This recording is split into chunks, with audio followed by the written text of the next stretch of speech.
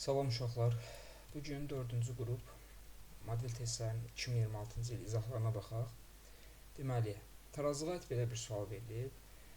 2 mol x, y3 parçalanır, alınır deməli 2x, y2 üzərinə gəlsin y2.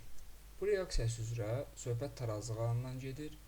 Tarazlıq alanda həcmi 1 litr olan qabda elə 1 litr olduğuna görə mol qatlığa bərabər olacaq. 0,8 mol bundandır, 0,4 budur, 0,2 də bunu verir. Tarazlıqda olan bu sistemin temperatur dəyişdikdə bilirik ki, temperatur dəyişirsə tarazlıq sabitinin qiyməti dəyişəcək. Yaranan yerin tarazlıq halında qaz qarışıq 1,3 mol. Birinci tarazlıq vəziyyətindən fikir verək. Birinci tarazlıq vəziyyətində 0,8 budur, 0,4 budur, 0,2 bu. Deməli 1,2, 1,4. Əvvəl 1,4 deməli qaz qarışığının mol miqdarı, indi isə oldu 1,3. Yadınızdadır, dərs zamanında danışanda deyirdik ki, mol miqdarı nədir? Azaldı. Mol miqdarı azaldısa tarazlıq hansı istiqamətə gedəcək? Əks istiqamətə doğru gedəcək. Və biz bir dənə fikir verək, 1,4-dən düşüb 1,3-ə. Yəni, burada 0,1 qədər azalma baş verir. Azalma nə qədər olub? 0,1 qədər azalma baş verir. İndi biz dedik ki, tarazlıq bu istiqamətə gedirsə, deməli bu maddələr sərf olunacaq, bu maddədən əmələ gələcək. Əgər 0,1 bundan sərf olursa, məsələn 0,1 bundan sərf olursa, aydındır ki, bundan 0,2 sərf olacaq mol miqdarına uyğun olaraq. Bundan da 0,2 əmələ gələcək. Yəni 0,2 bundan sərf olacaq, 0,2 də bundan əmələ gələcək. Onda yekunda fikir versək, 0,2 idi, 0,1 getdi, 0,1 y2-dən qaldı, 0,2 x y2-dən qaldı, 0,8 plus 0,2 1 mol da bundan əmələ gəldi. Reaksiya bu istiqamətdə getdiyinə görə K tarazlıq bərabərdir. Deməli 0,2-nin kvadratı vurulsun 0,1 bölünsün deməli 1-in kvadratı. 1-in kvadratı. Aydındır ki, bu 0,4 0,1-ə vurduqda isə 0,4 deməli bu ikinci halda tarazlıq sabitinin qiyməti eləyəcək. Davam eləyək ikinci sualla. Karbohidrogen verib, molekulda rabitənin əmələ gəlməsində iştirak edən qeyri-hibrid orbitalların. Biz bilirik ki, yəni üzrə kimyanı keçəndə danışdıq ki, ilk anlayış hissəsində qeyri-hibrid orbitalların sayı, hidrogenlərin sayı üzərinə gəlsin 2 pi rabitələrin sayı. Və bunu verib 2 ayla. Bərabərdir 2 aya. Karbonun rabitələrinin əmələ gəlməsində yəqin iştirak edən qeyri-hibrid orbitallara aydındır ki, 2 pi harda olur? Karbon atomları arasında. Deməli, 2 pi buradan bərabərdir aya. 2 pinin yerinə a qoysaq, deməli, h plus a bərabərdir 2 aya. Buradan h bərabərdir aya. A da bildik 2 pidir. O da bərabərdir 2 piyə. Deməli, biz elə bir maddələr götürməliyik ki, orada olan hidrogen atomlarının sayı 2 pi. Yəni, pi rabitənin 2 misinə bərabər olsun. Görək hansı maddələr olacaq. Benzolu hələ saxlayın. Məsələn, ikincidə asetilenə baxsaq, asetilen CH, 3 qat rabitə CH. Burada hidrogen nə qədərdir? 2. Görək bərabərdirmi? 2 vurulsun pi rabitənin sayına, 2-yə. 2 4-ə bərabər ola bilər? Xeyr. Ona görə asetilen olmaz. 2 getdi, 2 getdi. Etilenə baxaq. CH2, 2 qat rabitə CH2. Hidrogen 4-dür. 4 bərabərdir. 2 vurulsun, bax bunu yoxlayırıq. 2 vurulsun, bir dənə pi rabitə var. 4 2-yə bərabər olar?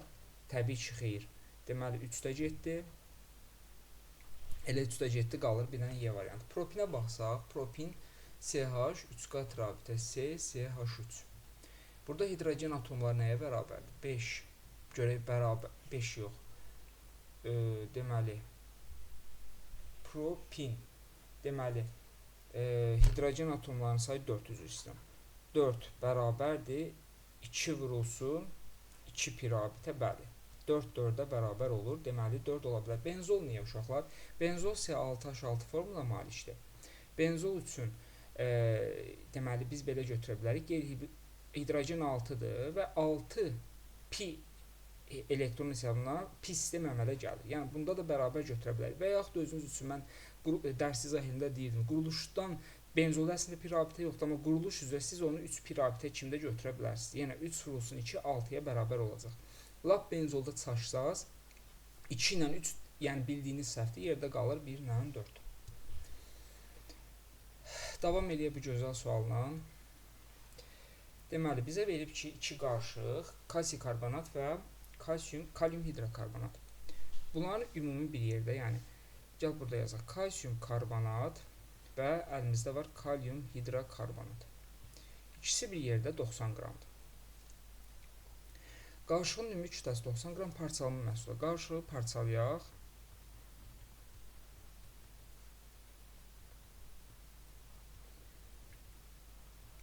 Karbon qazı plus su. Eləmi? Hökmən bura 1-2 yazırıq, əmsallaşdırın. Və siz bir dənə fikir verin. Parçalama məhsullarından biri karbon qazıdır, biri də sudur. İndi su aydındır ki, ancaq bu reaksiyadan alınır. Suyun üzərinə bir N yazsaq, N mol suyun əmələ gəlməsi üçün bizə nə qədər kalium hidrokarbonat lazımdır? 2-yə 1-dirsə, N-ə də olacaq 2N kalium hidrokarbonat parçalanmalıdır. Və bu zaman həmçinin 2N qədər də, məsələn, üzr istəyirəm, N qədər də bundan əmələ gələcək, N qədər də bundan əmələ gələcək. İndi suya görə hesabladıq. İndi karbon qazına bir dənə baxın. Ümumi karbon qazı 4N-dir. Bunun əgər N-i burada alınıbsa, deməli 3N də buradan əmələ gəldi. İndi 1-in 1 olduğuna görə deməli 3N bundan əmələ gəlir, 3N bundan əmələ gəlir. Və reaksiyadan sonra bərk qalığın kütləsi. Yəni burada nə baş verib? Azalma. Əvvəlcə bərk qalıq 90 idi. 70,6 qaldı. Deməli burada sərf azalma 19,4 qram oldu. Gəlin indi biz azalmaya görə məsələn N-i hesablayaq. Necə? Aydındır ki, bizim azalan hissəmiz buradır. 3N, yəni 4 mol karbon qazı, 4 mol karbon qazı və M mol suya görə azalma baş verib. 4N vurulsun 44, üzərinə gəlsin N vurulsun 18 bərabərdir. Azalmam nə qədər? 19,4. 19,4. Buradan hesablayaq. Deməli, 4 vurulsun 44, üzərinə gəlsin 18, 194 edir. Deməli, 194N bərabərdir 19,4-ə. Buradan N bərabərdir 0,1 tapdıq. Deməli, N-i yerinə 0,1 yazsaq, 0,2 bu eləyəcək, 0,3 mol da bu eləyəcək. Və verir ki, qarışıqdakı kalium hidrokarbonatın 50% parçalanıb. Kalium hidrokarbonatın parçalanı nə qədərdir? 0,2 mol. 0,2 mol kalium hidrokarbonatı hesablasaq, yadda saxlayın, kalium hidrokarbonatla kalsium karbonatın kütləsi elə 100-ə bərabərdir. 0,2-ni vuraram 100-ə, nə qədər eləyəcək? 0,2-ni 100-ə vurduqda, yəni 20 qram kalium hidrokarbonat parçalanıb. Və özü verir ki, bu başlanğıc kalium hidrokarbonatın 50%-dir. Onda gəl görüm, ümumi kalium hidrokarbonatı bir X desəm, nə qədər faiz eləyəcək? X buradan bərabərdir 40 qram başlanğıcda kalium hidrokarbonat var imiş. Bizdə ikisi bir yerdə 90-dır axı. 90-dan da çıxaram 40-ı bərabərdir 50 qramda deməli, burada kalsium karbonat olduğunu taparıq. Sualın düzgün cavabı eləyəcək 3-də A variantı. Davam edək növbəti sualla. Deməli, 4-cü sual. Doymuş bir əsaslı alfatik karbon turşusu anhidrit molekulunda atomların sayı. Biz bunu aldehidlər dərsində, yəni necə deyirdik? Deyirdik ki, anhidridin, məsələn, anhidridin su ilə reaksiyasından, məsələn, 2 mol, məsələn, turşu əmələ gəlir. Yazarım, belə yazaq da, anhidrid, üzərinə gəlsin H2O, alınır buradan 2 mol, məsələn, turşu. Elə? İndi verib ki, doymuş bir əsaslı alfatik karbon turşusu, anhidrid molekulunda olan atomların sayı 19-a bərabərdir. Aha, necə eləyə bilərik? Anhidrid molekulunda olan atomların ümumi sayı 19-dursa, burada nə qədər atom var? 3 atom.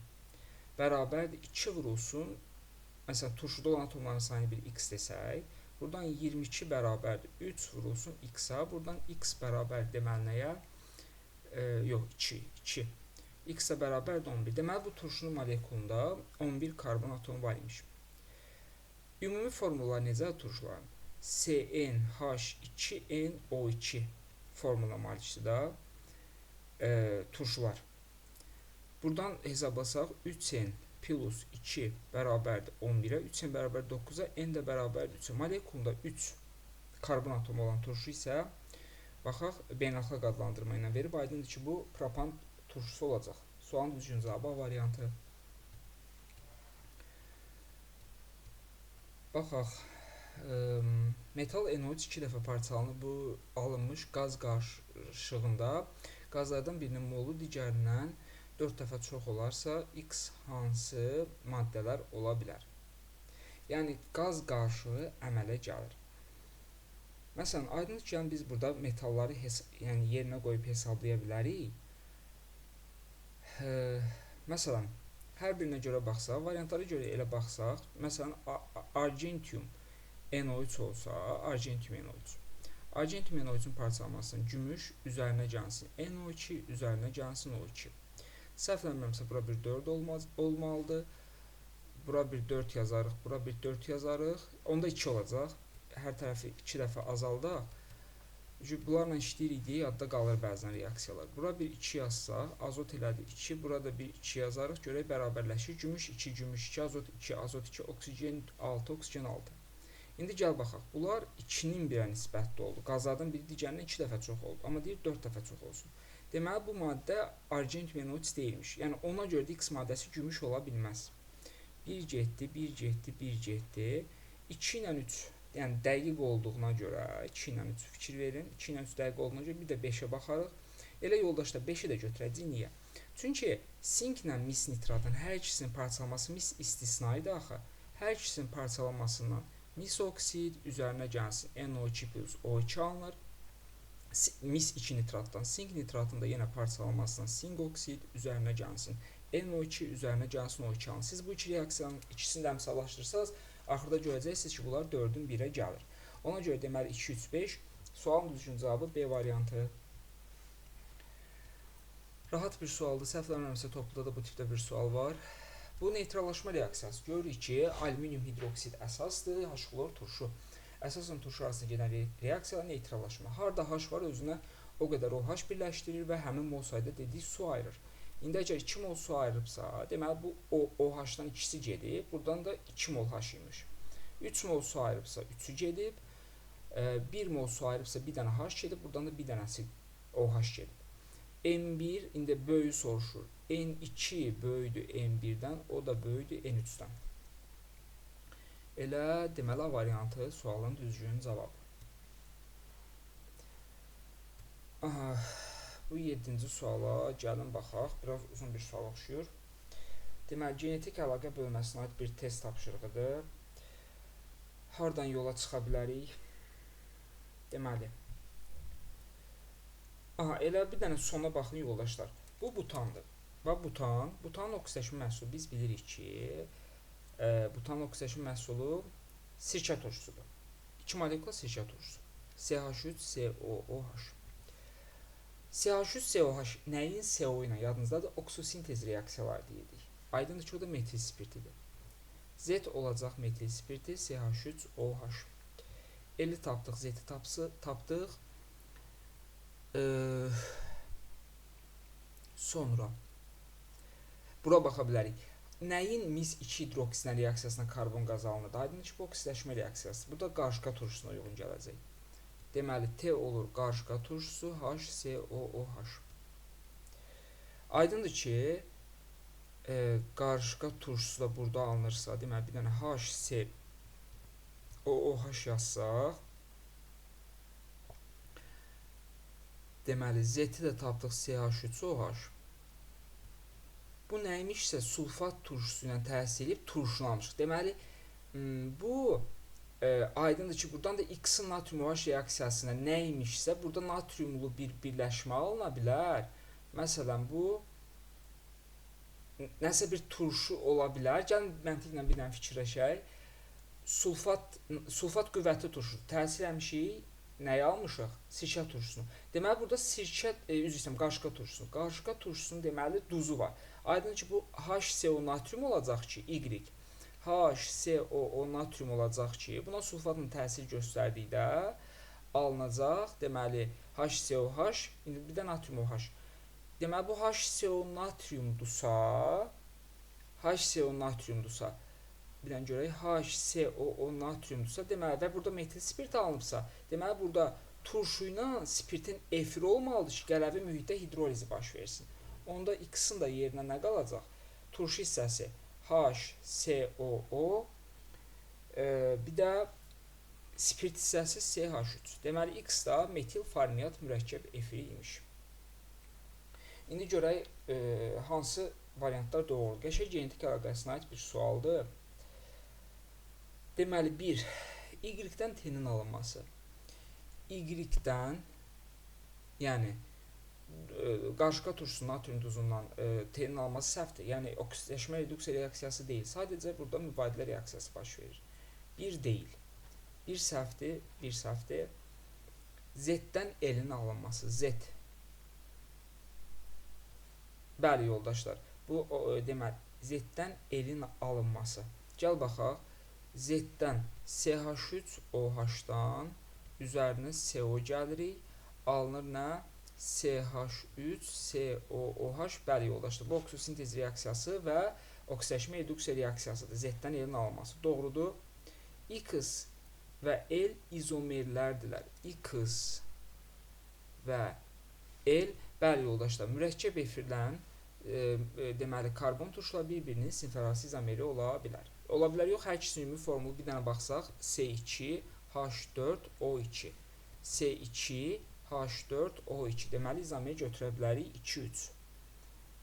O da burada da var, burada da var. İndi 4-ə baxaq. Y maddəsi gümüş güzgü reaksiyasına daxil olur. Y nədir? Bəli, turşulardan qarışqa turşusu və onun duzları, natrium kalium duzları, məsələn, gümüş güzgü reaksiyasına daxil olurdu. Sualın düzgün cavabı 2-3-4. Y variantı olacaq. Biraz belə düşünməli bir sualdır. Bu nədir? Reaksiya daxil olan maddələr, doymuş bir əsası karbon turşusu, bir atomlu spirt və s. Gəlin baxaq. Deməli, reaksiya daxil olan maddələr molekulda hidrogen atomlarının və s. Bugün üzr istəyirəm. Üzr son uşaqları davam edək. Deməli, nə verib? Reaksiya daxil olan maddələr alifatik doymuş bir əsası karbon turşusu, yəni bu efirləşmə reaksiyasıdır. Gəlin formula üzrə gedək də. Alifatik doymuş bir əsası karbon turşusu. Bayaq dedik, karbon turşularının ümumi formulu CnH2nO2 formuludur. Molekulda hidrogen atomlarının sayı A-dır. Deməli, A burada bərabərdir 2-nə. Doymuş bir atomlu spirt CnH2n plus 1 OH, yəni CnH2n plus 2O. Molekulda hidrogen atomlarının sayı, amma burada bir dənə fikir verin, bu artıq plus 2 qədərdir. 2n fikir verir, yəni 2n-in yerinə A yazsaq A plus 2. Amma bizə verib A plus 4 qədər olsun. Yəni burada deməli bir CH2 qrupu var imiş ki, yəni CH2 qrupunu biz ortaya əlavə edə bilərik, daha doğrusu belə deyək. İndi biz bunların ümumi kütləyə görə getsək, bunun kütləsi nə qədər edir? 12n, 14n, 14n üzərinə gəlsin 32 bunun kütləsi. Bu tipdə bir sual da işləmişik biz, səhv eləmirəmsə. Amma bu biraz fərqlidir. Bunun kütləsi nə qədər eləyəcək? Deməli, 14n plus 2 üzərinə gəlsin 14 qədər olsa, burada da bir oksigen də var, plus 16 olsa, 14-in üzərinə gəlsin 18, 32. Deməli, bunlar eyni molyar kütlədə imiş. Kütlələri eynidir. İndi reaksiya daxil olan maddələrin kütləsi rahat gedə bilərik də, uşaqlar, rahatdır. Buna biz əsas tapdıq ki, onların kütləsi bərabər imiş, eyni molyar kütlədə imiş. Yəni, efir nədir? Turşu üzərinə gəlsin spirt bərabərdir, efir plus su alınır. Bu reaksiyanı bilirik. Hamısı da 1-1 nisbətdə. İndi reaksiya daxil olan maddənin kütləsi 24-dür. Əgər bunların molyar kütləsi bərabərsə, elə reaksiya daxil olan hissələr də bir-birinə bərabər olacaq. Bu 24-dürsə, aydındır ki, bu da 24 olacaq. Alınan efri də bizə verib 40.8. 40.8 də efrə yazsaq, reaksiya maddə kütləsinin saxlanma qanununa görə suya nə qədər qalır? 48, 4.8, 48, bəli, 4.8, 4.8 qram da suya qalır. Biz buradan efiri də hesablaya bilərik də. Efiri hesablasaq, suyun özü 18-dirsə, efirə bir x yazsaq, buradan x deməli bərabər nəyə? Deməli, x bərabərdir 40.8 vurulsun 18 bölünsün 4.8. 153 elədir. 153-ə. Bir də dəqiq baxaq. 20.48 çıxılsın. Yoldaşlar, bu 7.2 eləyir. Deyirəm, nəysə səhv yazdım, bu bölünməyəcək. Bu 7.2 eləyir. 7.2. Biraz yorğunam 2 hazırlıqdan sonra. Ona görə biraz belə kiçik səhvlər ola bilər. 40.8-i vuraram 18-ə, bölərəm 7.2. 102 elədi efrin kütləsi. Biz də bilirik ki, mürəkkəb efirlərlə karbon turşularının ümumi formulu CnH2nO2 kimi yazsaq, yəni N-i buradan tapa bilərik də 12, 14. 14 N üzərinə gəlsin 32 bərabər 102-yə. Buradan N bərabərdir. 102 çıx 32 bölünsün 14 eləyəcək 5. Deməli C5 H10 O2 imiş. 15, 17. Sualın düzgün cavabı. Baxaq 9-cu suala. Hidroliz mərhələlərinin mümkün sayı və dissosiasiya. Baxırıq yoldaşlar, normal duz, normal duz, normal duz, normal duz. Bilirik ki, normal duzlar hər biri bir mərhələdə dissosiasiya edir. Onda bunların dissosiasiya dərəcəsi 1-dirsə, A bərabər 1-ə. Hidroliz mərhələlərinin sayı 1 olan, yəni zəif tərəfinin valentliyi 1-ə bərabər olan bir birləşmə götürməliyik. Dəmir xlor 2-də zəif tərəf dəmirdir, bunun valenti 2-dir. Olmaz. 1 getdi, 1 getdi. Gümüş nitratda zəif tərəf gümüşdür və valenti 1-dir. Deməli 2 olar. Yəni bunun hissəsini əgər maraqlı olsa deyərsiniz, linki göndərərəm. Bir də hidroliz dərsində izah eləmişəm bu hidroliz mərhələlərinin sayını. Baxa bilərsiniz. Sirkə turşusunun natrium duzu zəif isə sirkə turşusudur və bir əsaslıdır. Deməli 3-ü də götürə bilərik. Natrium karbonatı zəif tərəf buradır və 2 valentli olduğuna görə, daha doğrusu yoldaşlar, burada 1 valent demək istəyirdim. Deməli, bunu da götürə bilmərik. Eləyəcək 2-nin 3. Yadınızda da hidrolizə deyirik ki, mümkün mərhələlərin sayı nədir? Zəif tərəfə görə ifadə olunur. Zəif tərəfə görə biz orada qeyd edirik.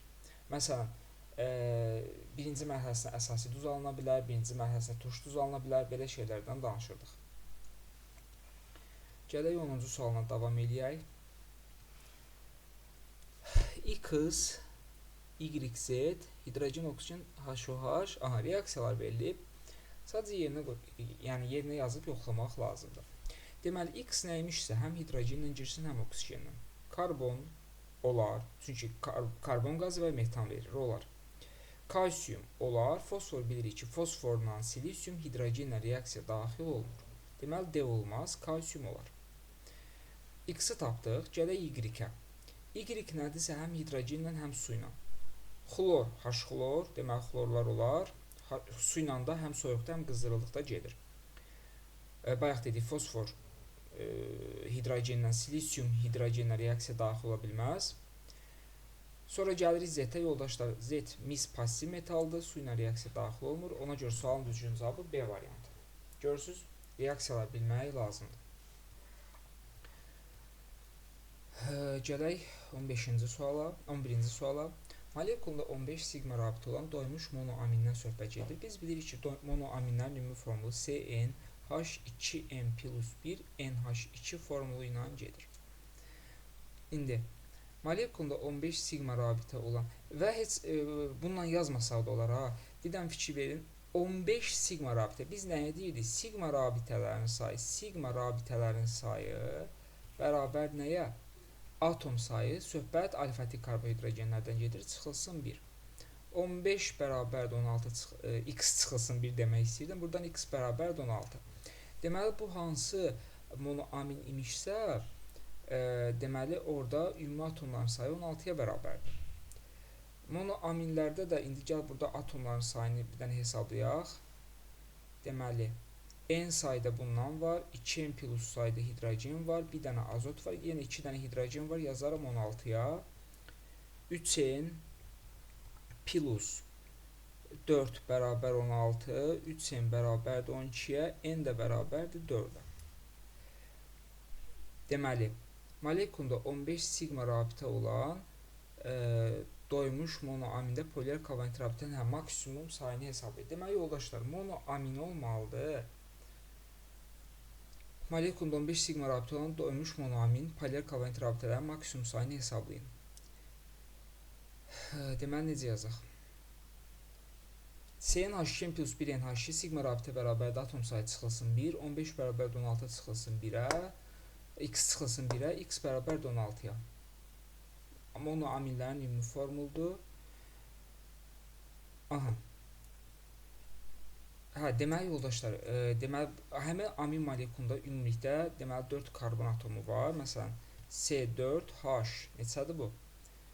8, 9, NH həqiqətən baxsaq 10, 12, 16. O dədir. İndi biz burada elə bir formul yaratmalıyıq ki, orada molekulda polimer kovalent rabitələrin maksimum sayını quruluşa görə gedə bilərik də. Polimer kovalent nədir? Müxtəlif atom, müxtəlif qeyri-metal atomlar arasında olmalıdır. Məsələn, bu karbona bir dənə NH2 birləşdirsəm, deməli bunun qalır yerdə 3 dənə karbonu. Bunun hər birinə də 3 dənə H3 birləşir, H3 birləşir. Aha. İndi baxaq, polimer kovalent rabitələr müxtəlif atomlar arasında. 3-ü burada, 3-ü burada, 3-ü də burada. Eləcək deməli 12, ikisi də burada var axı uşaqlar, azotla hidrogen arası. Deməli 14 dənə maksimum yaza bilərik. Sualın düzgün cavabı. Gələk bu məşhur 12-ci sualdan. Deməli, mis sulfatın suda tam həll olması zamanı. Tam həll olma deyirsə, yəqin ki, bu ümumi reaksiya nəzərdə tutur, yazırıq. Ümumi reaksiya üçün mis sulfat üzərinə gəlsin su alındı, məhlul. Bu reaksiyanın istilik effektinə bir Q desək, verib ki, 960 qram mis sulfata 396 kilojol ayrılırsa, mis sulfat 160-dır. 160-a da bir Q götürsək, buradan Q bərabərdir deməli. Hesablayayım. 160 vurulsun 396 bölünsün 960, deməli 66 kilojol reaksiyanın ümumi istilik effektidir. Biz də deyirdik yoldaşlar, bu nədir? Ayrı-ayrı mərhələlərdən, məsələn, fikir verin, birinci mərhələ budur. Mis sulfatın üzərinə su gəlib, kristal hidrat alıb. Təzən kristal hidratın da üzərinə su gəlib, məhlul alıb. Deməli, bu iki mərhələdə gedən reaksiyanın istilik effektləri cəmi x plus 77,5. Day dərs izahında demişəm, bir də deməyə ehtiyac yoxdur. Yəni, bunların cəmi bərabər olacaq ümumi mərhələdəkinə, yəni 66-ya. Buradan da x-ə bərabər -11,5 kilojol istilik ayrılar. Sualın düzgün cavabı D variantı. Bu nə qəribə uzun bir sualdır. Baxaq 13-cü suala. Deməli, maddələr verilib x, y, maddənin miqdarları hər ikisi eyni mol miqdarda. Artıq miqdarda natriumla reaksiyasında əmələ gələn hidrogenin kütləsi. Elə yoldaşlar, hidrogenin kütləsi deməli, gəl baxaq. Bax, biri deyir maddələri etandiol və biri, yəni biri etilen glikoldu, CH2OH, biri də nədir? Etanol, C2H5OH. Yoldaşlar, maddə miqdarı hər birini 1 mol götürsək, bilirik ki, etilen glikolun burada formulda səhv yazdım bu arada. CH2OH, CH2OH. Yoldaşlar, etilen glikol 2 atomlu spirtdir. Bunun 1 molundan biz deyirik 2 atomlu spirtlərin 1 molundan elə 1 mol hidrogen qazı ayrılır. Yəni 2 qram. Amma 1 atomlu spirtlərdən 0,5 mol hidrogen qazı ayrılır. 1 atomlu spirtlərdən. 1 atomlu spirtlərin 1 molundan 0,5 mol, 2 atomların 1 molundan 1 mol, 3 atomlarda isə 1,5 mol hidrogen ayrılır. Yəni yarısı qədər 1 qramda hidrogen burada ayrıldı. Və verib ki, M2 böyüdür M1-dən. Yəni aydındır ki, M2 budur, M1 də budur. İndi M2-yə uyğun olan etilen glikoldur. Yəni bu Y maddəsi olur etilen glikol, yəni CH2OH.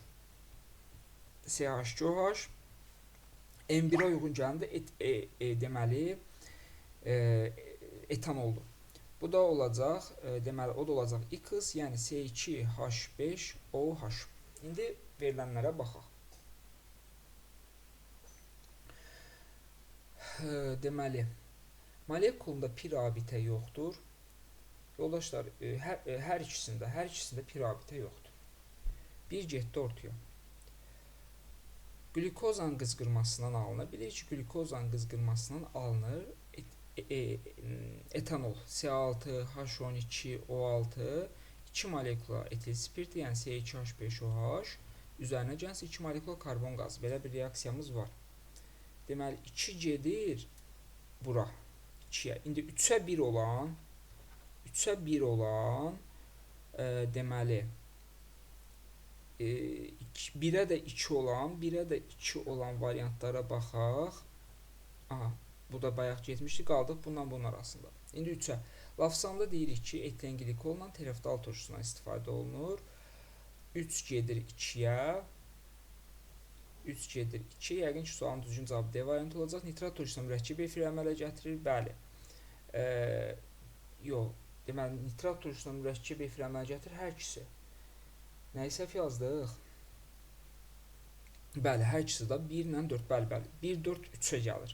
Bəli, elə D variantı olacaq. Çünki spirtlər turşularla reaksiya daxil olur, efir əmələ gətirir. Gəlirik 14-cü suala. Deməli, 2, 3, 4-cü dövrün qələvi metallardır. Hansı reaksiyalar doğru deyil?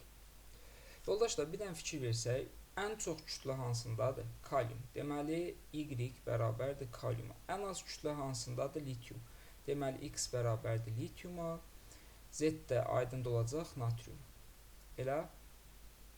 Yox. Yox, nəyi səhv yazdım? Bax, aralarında kütlə fərqi var. Deməli, 16 qram çox. Bu natriumdur. Y natriumdur. Bir dənə dəqiq baxaq, görün, nəyisə səhv yazdım. Bax, 23-dən 16 çıxdıqda litium alınır. Deməli, Z olacaq litium. A 23 imiş. 23 olan natrium. Deməli, X natriumdur. Y-ə də qalır kalium. Yəni, buradan kütlə fərqlərinə görə baxa bilərik də, uşaqlar. Onsa florların kütləsi, indi nisbi molekul kütləsi bir-birinə 16 qram fərqlənirsə, elə öz kütlələrinə görə baxa bilərik. Deməli, X oksigendir. X natriumdur. Natrium oksigenlə bilirik. Natrium peroksid tipli birləşmə verir. Bir doğrudur. Y oksigenlə, kalium oksigenlə superoksid. Kalium O2 olmalıydı. 2 yanlışdır. ZNO3. Z nədir? Litium. Litium bəli istisna halıdır yoldaşlar. Mislə litium istisnadır. 3 də doğrudur. XNO3. X natrium nitrat, natrium NO2 oksigen verir. Doğrudur. Bizə nəyi soruşur?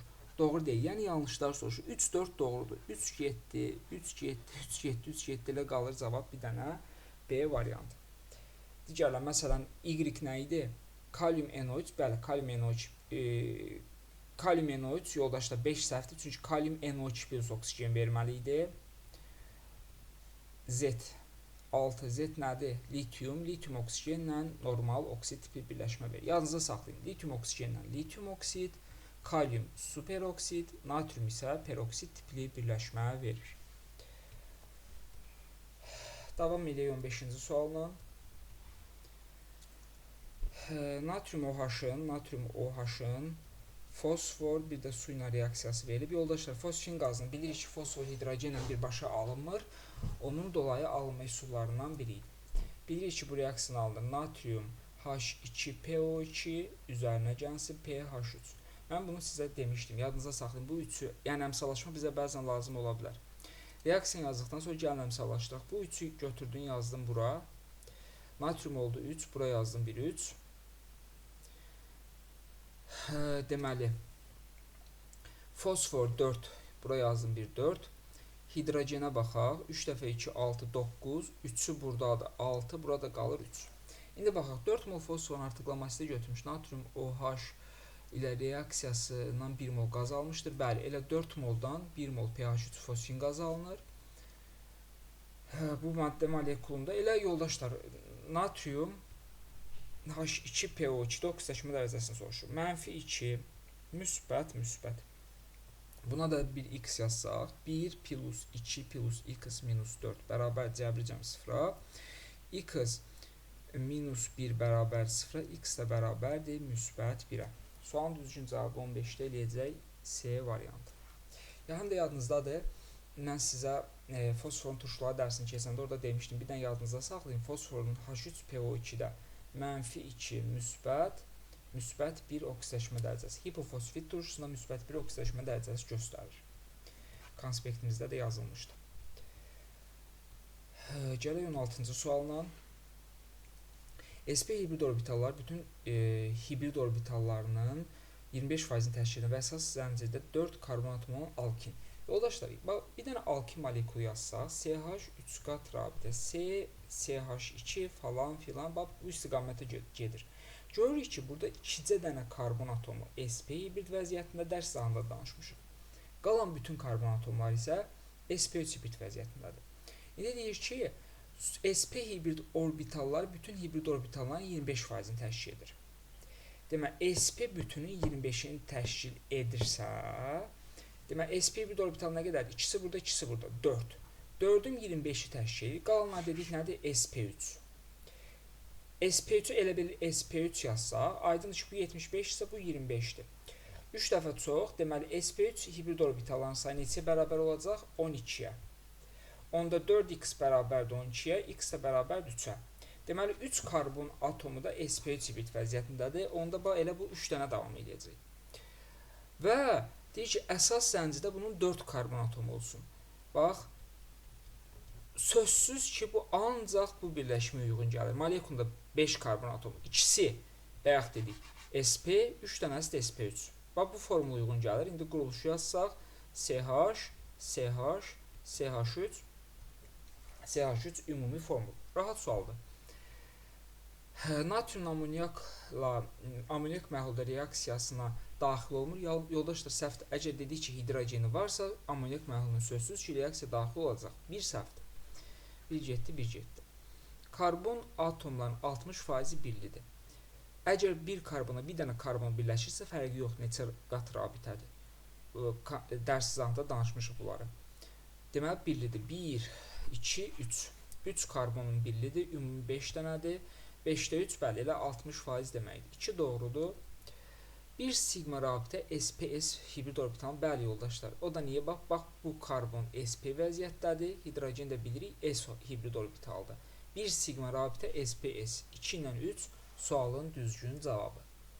Heç da yol birisinə baxmıram. 17-ci sual. 0,1 mol karbohidrogen tutaq ki, 0,1 mol hər hansı bir karbohidrogendir. Yanmasına tam sərf olunan oksigenin və alınan suyun mol sayı zamanlaması qrafik verilmişdir. Oksigen nə qədər verib? 1,1 mol. 1,1 mol oksigenə yazsam, 1,1 mol. Bu zaman bilirəm ki, əmələ gəlir karbon qazı, üzərinə gəlsin su. Və alınan nəyi mol sayını dedi? Alınan suyun deməli 0,8 mol suda. Yoldaşlar, gəlin hər birini 1 mola uyğun gətirək. Hər tərəfi 10-a vursaq, 1 mol bundan sərf olunar, 11 mol bundan sərf olunar.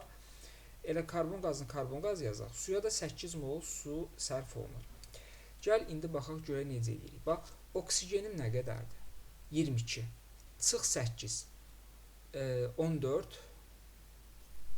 deməli 14 qalır da. Deməli bura 7 imiş ki, 14 eləyəcək. Oksigen bərabərləşdi. Bu karbonun 7-dirsə, deməli aydındır ki, bu karbohidrogendirsə C7-dir. Hidrogen də nə qədərdir? 16 C7H16. Bu alkan imiş uşaqlar. CnH2+2 formuluna uyğun gəlir. Və molekulunda ikili karbon, yəni ikili karbon olmayan karbohidrogen. Deməli biz bunu elə bir formaya gətirməliyik ki, molekulunda 7 karbon olsun və ikili olmasın. Gəlin baxaq. 1, 2, 3, 4, fikir verək, birli, üçlü, birli hələ ki, ikili eləmək olmaz. 4, 5, 6 yazsaq, 1, 2, 3, 4, 5, 6 da 7. 7 karbon atomu oldu və fikir verək uşaqlar, burada ikili yoxdur. Birli, bu ikisi isə biri bu üçlü karbon, bu isə dörtlü karbondur. İndi deyir ki, molekulunda asimetrik karbon atomudur. Hansı ifadələr, doğru ifadələr müəyyən edin. Molekulunda asimetrik karbon atomu var. Yoldaşlar, yoxdur. Niyə? Bunu ümumi formula gətirsək, bir dənə baxaq. CH3, CH3, CH3, CH3, CH3. Bu karbon asimetrik deyil, 3 dənə hidrogen var. Ümumiyyətlə, dedik ki, birlik karbonların heç bir asimetrik deyil. Bu karbon asimetrik deyil, 2 dənə CH3 birləşib. Bu karbon asimetrik deyil, 3 dənə metil birləşib. Deməli, bir yanlışdır. Bir yanlışdırsa getdi, 2 doğru da heç baxmıram. Qalırıq 3 ilə 4 arasında. 2,3 dimetil butanın izomeridir. Gəlin baxaq. 2,3 dimetil butan, metan, etan, propan, butan, 2,3 dimetil butan deyir da. Nə qədər? 6 karbon atom burada var. Amma biz nə qədər karbon atom tapmışdıq? 7. Bunlar bir-birinin izomeri yox, olsa homoloq ola bilər. Deməli, 3 də səhvdir, 3 də buradan çıxıram, qalır elə cavab D variantı. Sualın düzgün cavabı. Məhlul məsələsi. Yodaj lövhə məsələsi məhlul deyil. Həm məhlul, həm lövhə, belə deyək. Magnezium lövhə 600 qram mis sulfat məhluluna daxil edilmişdir. Mis sulfat reaksiya tam daxil olduqdan sonra lövhə çıxarılmışdır. Reaksiyanın sonunda magnezium sulfatının bu qədər məhlul alınırsa, həll olmayan sualdır. Nə qəribə bir sualdır. Necə gedə bilərik? Magnezium üzərinə gəlsin. Sadəcə verilənləri yazaq. Mis sulfat alınır. Dedik ki, mis üzərinə gəlsin. Bu niyə belə yazılır? Magnezium SO4. Reaksiyanın sonunda alınan magnezium SO4 məhlulu alınırsa, hə, bunun məhlulu alınır. B-si 0,5-dir, C-si 3-dür. Onda nü bərabərdir 1,5, deməli bu məhlulda magnezium sulfat var. Magnezium sulfat 1,5 isə hamısı 1-in 1-ədir. Deməli 1,5 mol bundandır, 1,5 mol bundandır, 1,5 mol da bundandır. Sonra nə edə bilərik uşaqlar? Reaksiyanın sonunda magnezium sulfatın həll olmayan misalını hesablayın. Gəlin belə bir şeyə baxaq. Görək bizim burada məsələn artım azalma, lövhə məsələsi də sözsüz ki, burada lövhədə artım varsa məhlulda azalma, lövhədə azalma varsa məhlulda artım olur. Və magnezium 24-dür, mis 64-dür. Deməli 40 qram lövhədə 40 qram deməli nə var imiş? Lövhədə 40 qram deməli 40-dan artım baş verir. Lövhədə əgər 40 qram artım baş verirsə, tez mən sizə nə deyirəm? Avtomatik altından yazın ki, məhlulda. Məhlulda deməli 40 qram azalma baş verir. Sonra başqa nə edə bilərik? Bu reaksiyanın özünə görə. Amma yoldaşlar, indi biz azalmaya bir dənə fikir verirsək, bu biz 1-in 1-ə götürəndə 40 qram azalma. Amma söhbət 1,5 moldan gedir axı. Onda 1,5-i vuraram 40-a. Deməli, 10-da 15-i 40-a vuranda nə qədər edir? Artıq beynim götürmür. Deməli, 1,5-i vuraram 40-a 60. Deməli, 60 qram bu məhlulda azalma baş verəcək. Bir dənə gəl baxaq. Əvvəlcə məhlul nə qədər idi? 690 qram mənim məhlulumdur. Məhlul. Burada 1,5 mol mis sulfat var. Mis sulfatının kütləsi, deməli, mis kuporusu 250-dir. Mis sulfatın kütləsi 250, 160-dır. Artıq rəqəmləri istəsəniz buradan hesablaya da bilərsiniz, amma biz artıq yazbərəmişik də. Deməli 160-dır 1 molun kütləsi. Amma burada 1,5 mol mis sulfat var. Ona görə mən burada duzu bir dənə tapım görüm nə qədər duz var. 1,5-i vuraram. Deməli 160-a bərabərdir. Deməli 1,5-i vur 160-a 240 qram deməli burada duz var. Elə və 240 qram duz var və burada deməli məhluldursa, bunun suyun kütləsi nə qədər olacaq? 690-dan çıxaram 240-a. 450 deməli su oldu. Əvvəlki məhlulda. Amma biz bu lövhə temasına görə tapmışdıq ki, burada 60 qram məhlulda azalma baş verir. 60 qram azalma baş verirsə, deməli aydındır ki, bu azalma hardan baş verəcək? Məhlulda 60 qram azalma. Məhlulum 690 idisə, bunun 60-ı getdi. Bərabər nə qədər qalır? Deməli, 60-ı getdi, nə qədər qaldı burada? 690-dan 630. Elə 630 bundan əmələ gəldisə, deməli, bu sonda qalan bizim məhluldur. Maqnezium indi maqnezium SO4-ün həll olma əmsalını soruşur. 630 olsun bizim məhlulumuz. Qalan məhlul. Və bu məhlulda 1,5 mol maqnezium sulfat əmələ gəlmişdir. Buradan maqnezium sulfatın kütləsini hesablasaq, 1,5 vurulsun. Maqnezium nə qədərdir? 24 üzərinə gəlsin 32, üzərinə gəlsin 64. Bərabərdir. 24 üzərinə gəlsin 32, üzərinə gəlsin 64, 120. 120-ni də 1,2-yə vurduqda deməli 144 eləyir. 1,5-ə üzr istəyirəm. 1,5-ə vurduqda 180. Deməli bu məhlulda oldu 180 qram duz. İndi KH-ı bizdən soruşur. KH bərabərdir 180 bölünsün. Deməli 180 bölünsün nəyə? Məhlulun 630 bizim məhlulumuz qaldı. 630 məhlulum. Bunun 180-i deməli duzdursa, 180-i duzdursa, 630-dan çıxaram 180, 450-si qalır su, yəni həll edici. KH-da da həll ediciyə bölürük. Bölünsün 450, vurulsun 100, nə uzun qəribə bir sual oldu.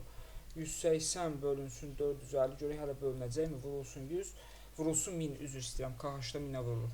Vurulsun 1000, o da bərabərdir 400-ə. Necə maraqlı bir sualdır, amma həqiqətən yorğun bir başla işləyəndə insan daha da yorulur. Deməli, biz əvvəlcə neynədik? Buradan birinci maqnezium sulfatı tapdıq və maqnezium sulfata görə hər birini yaza bilərik. Sonra azalmaya baxırıq. Lövhədə 40 qram artım varsa, məhlulda 40 qram azalma var. Amma bu söhbət 1 moldan gedir. Amma biz tapmışıq 1,5-ə. Deməli, 1,5-ə vurduq, 60 qram deməli, məhlulda azalma olur. Əvvəlcə məhlulum 690 idi, 690-dan çıxdıq. Heç bunu tapmağa ehtiyac yox imiş. 690-dan çıxdıq 60-ı, qaldı 630 bizim yekun məhlulumuz. Və burada 1,5 mol maqnezium sulfat var. Buradan tapdıq maqnezium sulfatı 180. 630-dan 180-i çıxsaq, deməli 450 qaldı su, yəni həll edici. Daha sonra KH soruşuna görə 180 bölünsün 450 vurulsun 1000 bərabərdir 400 qram bölünsün litr. Maraqlı bir sualdır, düz yorucu olsa da. Gələk 19-cu suala, maşallah, hamısı da məsələdir. Argon, yəni təsirsiz qazdır. 3s2 8-ci qrupda 3p6. Bu nədir? A6 oldu. Kalyum 4s1-dir. 4s2 də kalsiyumdur. Deməli, A plus B-dir. Deməli, bu nədir?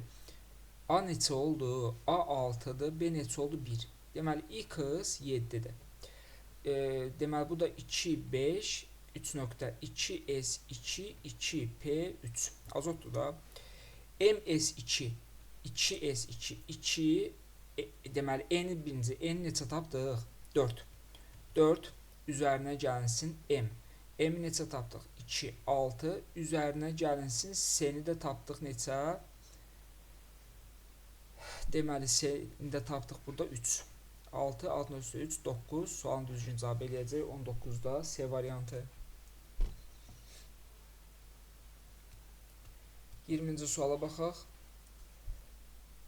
Alken poler kovalent rabitənin ümumi sayı, molekulunda sp3 hibrid orbitallarının sayı, birlik karbon atomlarının sayı 3-ə bərabər. Yoldaşlar, bunun belə bir rahat yolunu necə yaza bilərik? Poler kovalent rabitələrin sayı adı və alken götürsəm, alken deməli, alkenlər üçün gəlin bir dənə poler kovalent rabitələrin düzsün. Biz bilirik ki, poler kovalent rabitələri hesablanır 2n-lə.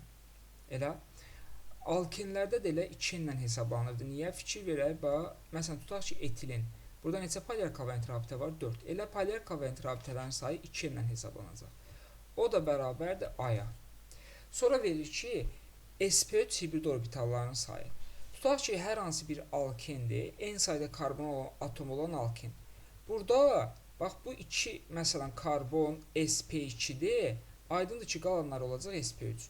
Hibrid orbital deyirsə, 3 dənə burada var, 3 dənə burada var. Elə, deməli, 6 sayda, n-6 sayda mı olur? N sayda karbon atomuysa, bunun n-6 saydası, bəli. n-6 saydası sp3. Çünki 6-sı sp2-dirsə, n- belə deyək, yox, bir dənə beynim gedir uca, sp3 hibrid orbitallar. Və məsələn, tutaq ki, biri üçün özümüz üçün götürək, bir dənə bax, CH2, məsələn, 2 qat rabitə, CH-CH3-dür. Tutaq ki, karbon atomu nəyə bərabərdir? 3 karbon atomu var da, 3 karbon atomu var. Burada sp3 hibrid orbital nəyə bərabərdir? Məsələn, sp3 hibrid orbitallar 4 ilə, uşaqlar, 4 ilə hesablayırıq da biz hibrid orbitallarını. Ümumi hibrid orbitallarına 4n ilə hesablasaq, bax, bir dənə gəlin baxaq, gəlin belə bir şey deyim. Bax, hibrid orbitalların sayı nə ilə hesablanır? Bunu silək, bu düzgün gəlmir. Hibrid orbitallarının sayı 4n düsturuna görə götürsək, bir dənə fikir ver, sp2, sp2. Elə 3 buradadır, 3 buradadır. 4 dəfə 2, 8, 4n-2 eləyər 6. Ümumi hibrid orbitalların sayı. Bundan da -6 çıxarıq. Yəni 4n-8 sayda olacaq burada sp3 hibrid orbitaldır. 4n-8 sayda eləyəcək sp3. Onu da verib aya. O da bərabərdir A. Bax, bir dənə bunu necə çıxartdım bu düsturu bir də deyim. Bax, hər hansı bir alkendir, CH2 tutaq ki, qat rabitə CH2. Biz bilir ki, bütün üzvü kimyada hibrid orbitallar 4n-dən başlayır. Bax, bu sp2, bu sp2. 3 hibrid orbital burada, sp2 hibrid orbital. 3'ü də burada 6. 4 dəfə 2, 8, -2 çıxaram 6 olsun. Bu ümumi hibrid orbitalların sayı. Bunun 6'sı sp2 olduğuna görə -6 yazaram. Yerdə qalanlar sp3'ün payına düşür da. O da deyir 4n-8 bərabər daya. A'lar bir-birinə bərabər olduğuna görə 2n bərabərdir 4n-8-ə. Buradan 2n bərabərdir 8-ə. N də bərabərdir 4-ə. Və bu bir alkendir. Birlik karbon atomu da 3 dənədir. Aydındır ki, belə olacaq da. Fikir verək, 3 dənə birlik karbon. Təzədən bunu H-bronla təsir göstərsəm, Markovnikov qaydasına görə hidrogen çox olana, brom isə hidrogen az olana. Olacaq CH3, C, brom, CH3, CH3. Birinci deyəcəyik deməli halogenin adını, sonra radikalın adını. 2 brom, 2 metil propan, o da sualın düzgün cavabı eləyəcək C variantı. 21-ci sualla davam eləyək. Deməli, nədir? Pirit verib, X, Y2-dir. Pirit dəmir S2-dir, bunu bilirik. Sfalerit də singesdir, kükürdün birləşmələrini bilmək lazımdır. Maddələrdən hansılar X, Y set elementlərin əmələ gətirdiyi bəsit maddələrin hər üçlüyə də reaksiya daxil olur?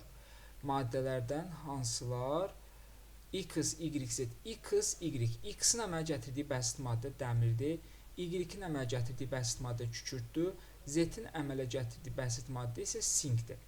Deməli, hər üçü ilə deməli deyir, reaksiya daxil olsun. Oksigen, A variantı, bəli, oksigen dəmir 3O4, SO2, sink oksid. Bir doğrudur. Helium təsirsiz qazda heç birinə reaksiya daxil olmaz. Yod. Yoldaşlar, yod bilirik, məsələn, Jones yazırdıq da, yod kükürdlə reaksiya daxil olmaz. Ona görə 3-də çıxdıq. 3-də getdi, qalır B variantı. Xlor, dəmir xlorla, dəmir xlor 3, kükürd xlorla, dəmir xlorla birbaşa verəcək dəmir xlor 3, kükürd xlorla verir S2 xlor 2, sink də xlorla verir sink xlor 2. Sualın düzgün cavabı B variantı. Baxın görüm ekran kaydı bəli gedir. 22-ci suala baxaq. Deməli, reaksiyadan əvvəl qapalı qabda olan maddələrin mol miqdarı, reaksiyadan sonra qapalı qabda olan maddələrin mol miqdarı isə B-də. A-nın B-yə nisbəti maksimum neçə ola bilər? Deməli, N2 üzərinə gəlsin 3H2 alındı 2 mol NH3. İndi reaksiyadan sonra qapalı qabda olan maddələrin mol miqdarı. Yaxşı olardı ki, deyərdi ki, burada tam sərf olunma falan nəsə belə bir şey yazmalı idi. İşıqlarımız da keçdi maşallah. Deməli, reaksiyadan əvvəl qapalı qabda olan maddələrin mol miqdarına gəlin bir dənə baxaq. Uşaqlar, bir dənə ekran kaydını dayandırım. Həm yoruldum, həm də sonra baxarıq.